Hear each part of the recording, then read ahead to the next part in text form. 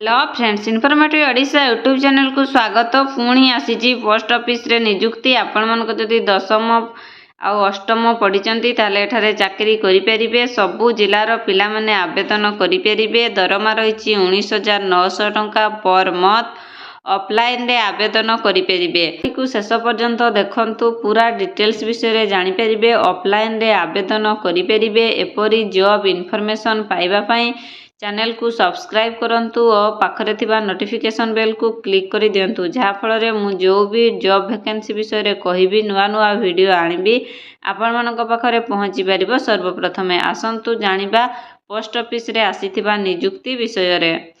Post office recruitment 2024 रो details दे देछि। ऑर्गेनाइजेशन नेम होछि government of India, ministry of communication, department of post. Type of job होछि permanent, category central government job.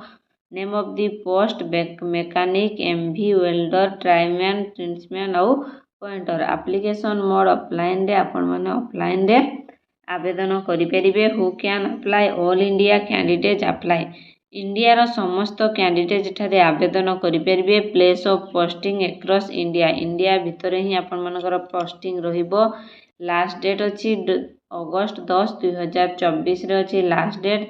Gender both male and female. एठारे उभय महिला और पुरुष आवेदन करें। ताले एजुकेशनल क्वालिफिकेशन केते?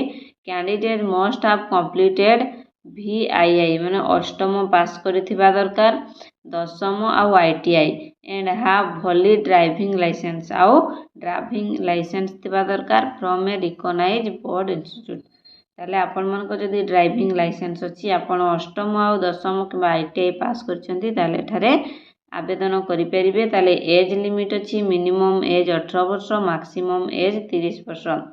30 वर्ष रु कम हितिबो, 18 वर्ष रु अधिक होइतिले आपण माने एठारे आवेदन करें बा चाकरी करें। किछि पिलांक पई एज रिलैक्सेशन मध्ये रहिछि। OBC पई 3 वर्षर, ST SC PWD पई 5 वर्षर, एक्स सर्विसेस मैन पई 5 वर्षर और PWD प्लस ST SC पई 15 रिलैक्सेशन रहिछि।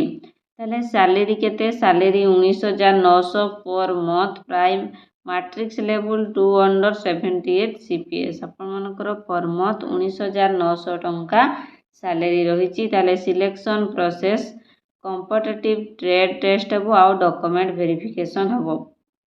ताले एप्लिकेशन फी एठी जनरल कैंडिडेट EWS समस्तकर पई आउ OBC पई अछि 100 टंका एप्लिकेशन फी। आउ फीमेल कैंडिडेट ST SC पई फ्री रे आवेदन करि परिबे।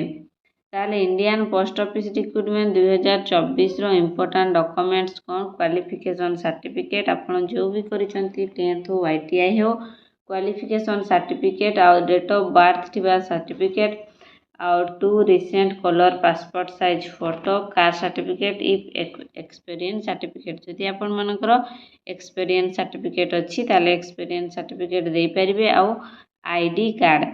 ताले इंडियन पोस्ट ऑफिस रिक्रूटमेंट 2024 रो इंपोर्टेंट डेट होची अप्लाई स्टार्ट ऑलरेडी अप्लाई चलीची। लास्ट डेट अच्छी 10 अगस्त 2024 रे अच्छी लास्ट डेट अच्छी। आप ऑफलाइन माध्यम रे एठारे आवेदन करि परिबे। ताले जदि आपण माने PDF देखिबा पई चाहउजंती किबा अप्लाई तो आपण मानकर ऑफलाइन साहाय्य रे हेबो। ताले आपण जदि PDF देखिबा पई चाहउजंती ताले आसंतु जानिबा केमती